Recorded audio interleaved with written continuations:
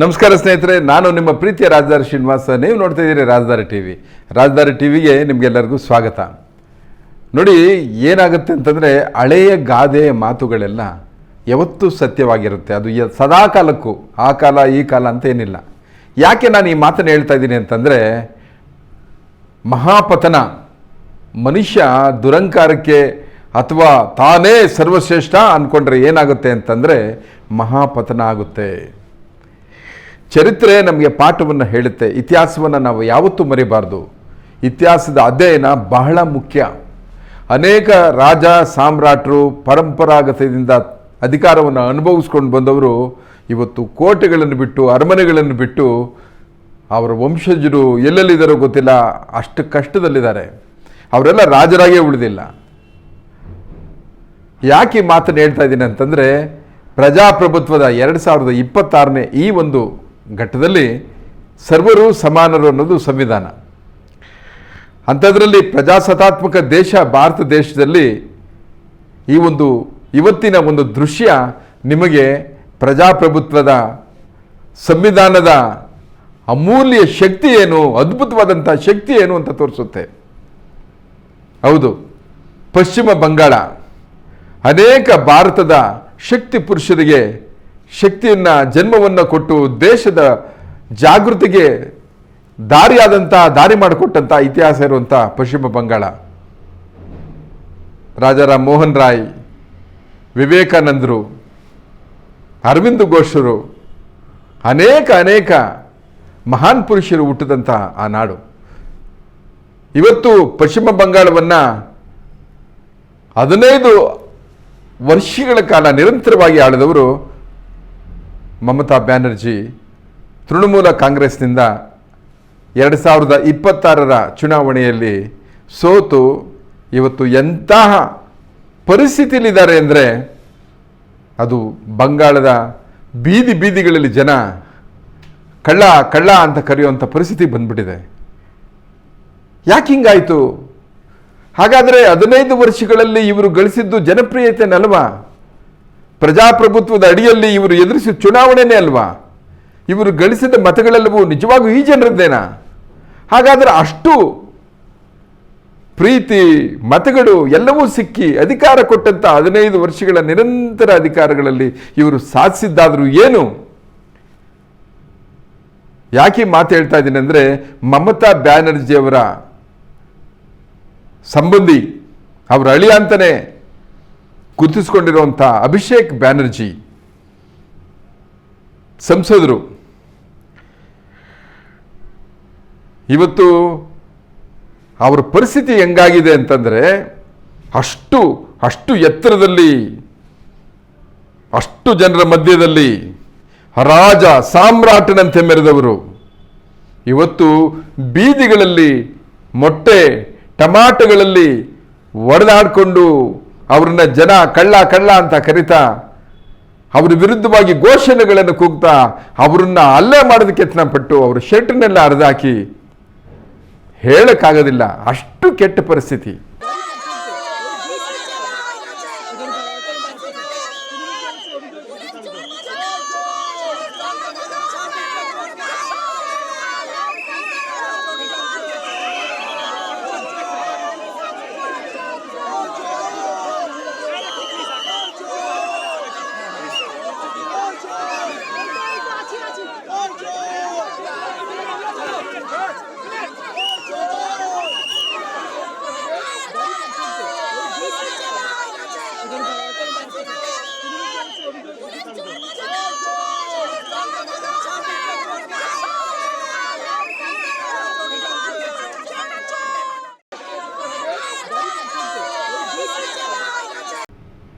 ಇದಕ್ಕೆಲ್ಲ ಏನು ಕಾರಣ?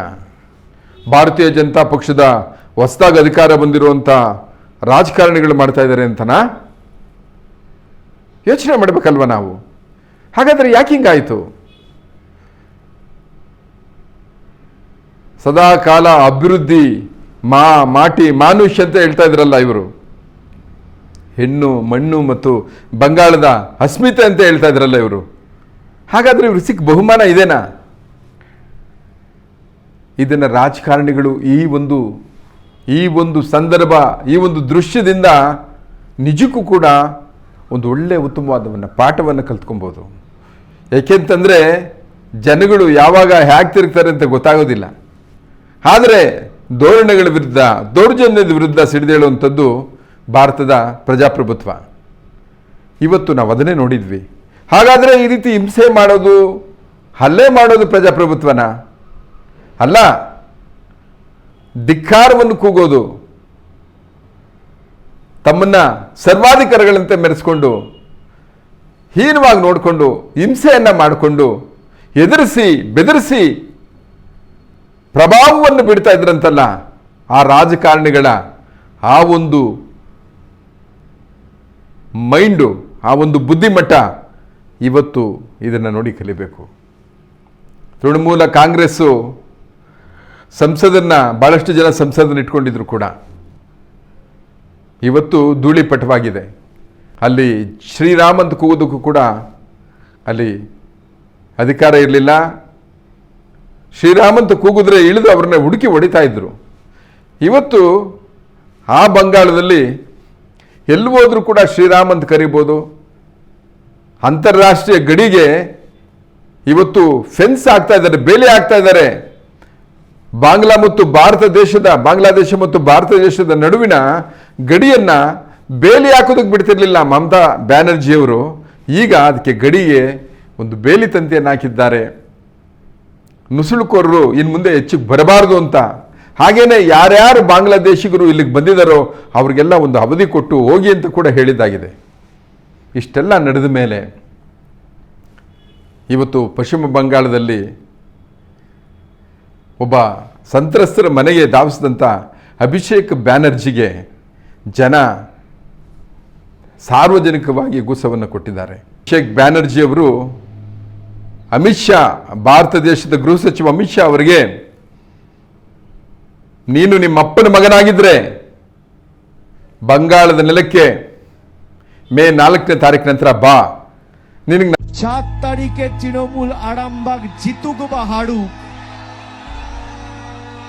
আমরা গতবারও আরামবাগ হেরেছিলাম, গোঘাট হেরেছিলাম, খানাকুল হেরেছিলাম, পুরসুরা হেরেছিলাম, কিন্তু উদারতা পার পেয়ে গেছিলে।